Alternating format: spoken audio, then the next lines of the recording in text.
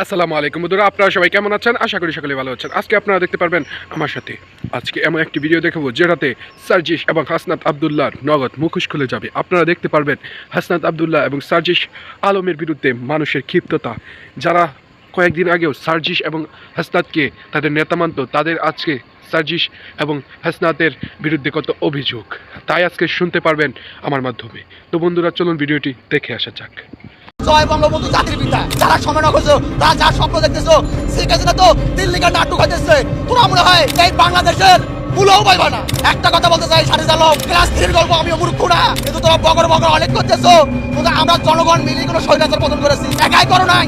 এখন তুমি লাইভে আসো, তুমি 5,000 ছাত্র পাবা না। আরে আমি তো কিছুদিন আগে বলেছিলাম সাজিদ আলম, হাসনাত আব্দুল্লাহ এরা ইংলিশের ভাগ বলে বোঝে না। আমরা কবে সরকারি ভোট দেবো? আমার বয়স তো এখন 37 থেকে 38। এই যে ভোটের ট্রেন যে চলতেছে, তোরা তো আগে অবৈধ সরকার ছিল। একটা কথা বলতে চাই, সারিজ আলম ক্লাস 3 গল্প আমি মূর্খ না। বাঘে ধরেছিল 2 দিন দিতে বলেছ, জনগণ সবাই গেছিল, কিন্তু বাঘে ধরে নাই। যেদিন বাঘে ধরেছে সেদিন কেউ যায় নাই।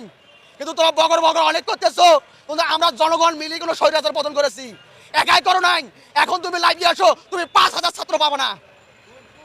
এখন তুমি লাইভে এসে কান্নাকাটি করো, তুমি 5,000 পাইবে না। হাসনাত আব্দুল্লাহ, সাজিদ আলম যারা সময় না করছো, তারা যার স্বপ্ন দেখতেছো, সেই কাছে তো দিল্লিকার নাটক হইতেছে। তোরা মনে হয় এই বাংলাদেশের মূলেও পাইবে না। তোদের যে আল্লাহ কি করবো, বিচার জনগণের বিচার কি করবো, সেটা একমাত্র উপর আল্লাহ জানে আর জনগণই জানে। আমরা অতি তাড়াতাড়ি নির্বাচন চাই। আমরা সরকার কেয়ারটেকার সরকার, আমরা বাংলাদেশের ব্যাডের টেকার সরকার, যা আমরা ভোটের বিনিময়ে যাকে খুশি তাকে দেবো। আমার ভোট আমি দেবো, যাকে খুশি তাকে দেবো। ভোট দিয়ে আমরা সরকার বানিয়ে তাদেরকে আমি আহ্বান জানাবো, আমরা পদক্ষেপ জানাবো, স্যার আমার এই সমস্যা এই সমস্যা এই সমস্যা সমস্যা, আমাদের এটা সংস্কার করে দেন। আর সাজিদ আলম, তুমি তো ছোট বাচ্চা, তোমাকে বলেছিল ডক্টর ইউনূস স্যার জাতিসংঘে, ছোট ছোট কচি তোরা যুদ্ধ করেছো। এই যুদ্ধ তো আপনার মুজিবুর রহমানও 71 ডাক দিলে, যুদ্ধ চালাইছি কে? জিয়াউর রহমান। যুদ্ধ নেতৃত্ব দিয়ে ডিবির অফিসে ছিল। আর যুদ্ধ চালাইছি আমরা সাধারণ জনগণ, রিক্সা ড্রাইভার, গার্মেন্টস পার্টির শ্রমিক, আমজনতা। আর এখন চেরাগালি পাইছো, আলী চেরাগালি পথ। হ্যাঁ, অবায়দুল কাদের মতো খেলা হবে, নির্বাচন হবে 1 সালে। অবায়দুল কাদের মতো ভাষণ তো এটাও আসতেছে। ট্রেন চলছে, ট্রেন কবে বন্ধ হবে? আমি বাংলাদেশে, আমার মনে অনেক আবেগ। এখন বাংলাদেশে আর একটা কথা বললে না, রাজনীতি চলছে ব্যবসা। এই শেখ হাসিনার আমলে এরা ব্যবসাটা শিখে গেছে।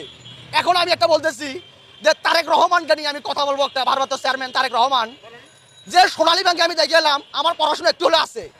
সোনালী ব্যাংক, জনতা ব্যাংক, এদের এখনো শিরোনামে লেখা আছে জয় বঙ্গবন্ধু জাতির পিতা। এখন ওই নিউজটা বন্ধ করিয়ে দেখলাম আমি ওই জায়গায় লিখে দিচ্ছে 16 ডিসেম্বরে জিয়া তোমায় মনে পড়ে।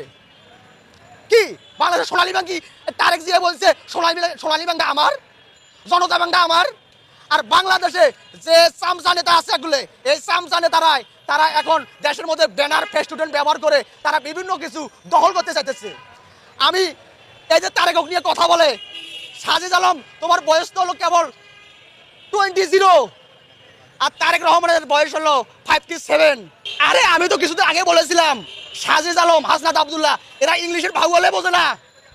আমি বলেছিলাম হোয়াট ইজ দিস কাঁচামরিচ, এই ব্যাখ্যাটা দিয়ে আমার কাছে মন্ত্রী হইস।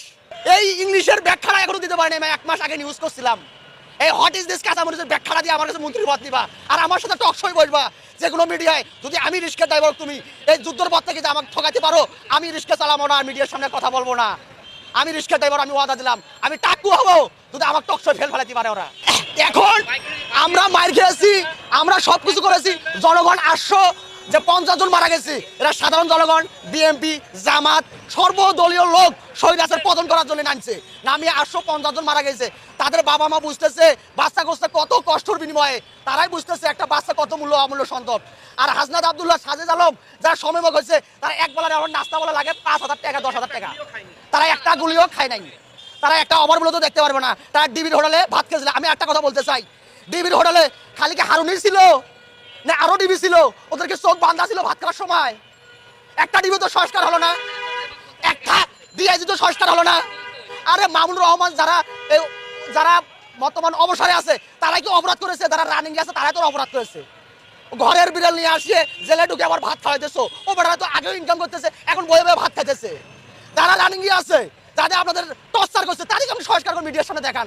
এরাই আমাদের সাথে ছিল, খালি হারুনি ছিল না, আরো লোক ছিল, বাদরে আর লোক ছিল না, আর মেসিয়াস ছিল না, আর কর্মকর্তা ছিল না। তারা তো এই একটা সংস্কার করলো না। বরঞ্চ আমরা দেখতেছি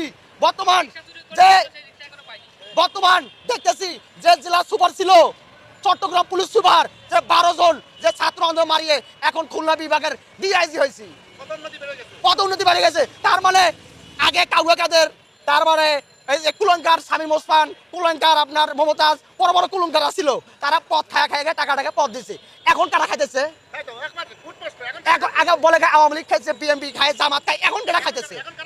আমার প্রশ্ন এটা, এখন কারা খাইতেছে? আর পটা দিতেছে কার মোবাইলের দ্বারায়? এখন কেন সংস্কার হতেছে না? সংস্কার নিয়ে আন্দোলন করলো, সংস্কার কেন হয় না?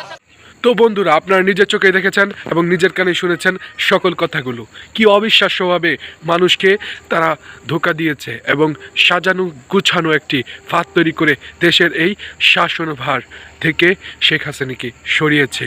তো আপনারা যারা বৈষম্য বিরোধী আন্দোলন করেছেন তাদেরকে আজকে হাসনাত আবদুল্লাহ যেভাবে ধোঁকা এবং যেভাবে তাদের উপর নিপীড়ন এবং অত্যাচার চালাচ্ছে, কয়েকদিন পর হয়তোবা তাদেরকেও, শেখ হাসিনা তো ইন্ডিয়া যেতে পেরেছিল কিন্তু তাদেরকে হয়তোবা কোনো দেশে যাওয়ার সুযোগটাও দেওয়া হবে না, তাদেরকে বিমানবন্দরেই মৃত ঘোষণা করা হতে পারে। তাদের বিরুদ্ধে এমনই কুচক্রি মহলের এমনই তথ্য মিলেছে। কারণ দেশের সকল প্রকার সকল ঘটনায় যত দুর্ভোগে এখন পর্যন্ত আওয়ামী লীগ এবং ছাত্রলীগকে নিষিদ্ধ করার পরও আওয়ামী লীগ এবং ছাত্রলীগকে নিয়ে এখনও আলোচনা চলমান রেখেছে হাসনাত এবং সার্জিস আলম। এরই মধ্যে তারা একটি দল গঠন করেছে যেটির নাম হচ্ছে নাগরিক ঐক্য বা জনতার শক্তি, এরকম হতে পারে। তো এটা কিছুদিনের মধ্যেই আপনারা পেয়ে যাবেন। তো হাসনাত এবং সার্জিস আলম যে কুচক্র একটি চক্র সৃষ্টি করতে যাচ্ছে তা আপনারা কিছুদিনের মধ্যে আপনাদের চোখের সামনে দেখতে পারবেন। সেই দলের প্রধান হতে পারেন হাসনাত আবদুল্লাহ এবং সাধারণ সম্পাদক হতে পারেন সার্জিস আলম। তো সেখান থেকেই তারা শুরু করবে তাদের রাজনৈতিক গতিপথ। ওইখান থেকে তিনি হতে পারেন বাংলাদেশের প্রধানমন্ত্রী হয়ে এই দেশটাকে জঙ্গিবাদ এবং জামাত শিবিরের অধীনে দেওয়ার সম্ভাবনাই রয়েছে। তাই আমরা দেখতে পাচ্ছি সামনের দিনে এই ছোট এবং অরাজনৈতিক কিছু ব্যক্তির কাছে আমরা দেশকে অর্পণ করে কি ভুল করছি না ঠিক করেছি, তাই আপনাদের কাছে জানতে আমার চাওয়া। তো অবশ্যই ভিডিওটি লাইক করবেন এবং ভালো লাগলে কমেন্ট করে যাবেন। ধন্যবাদ।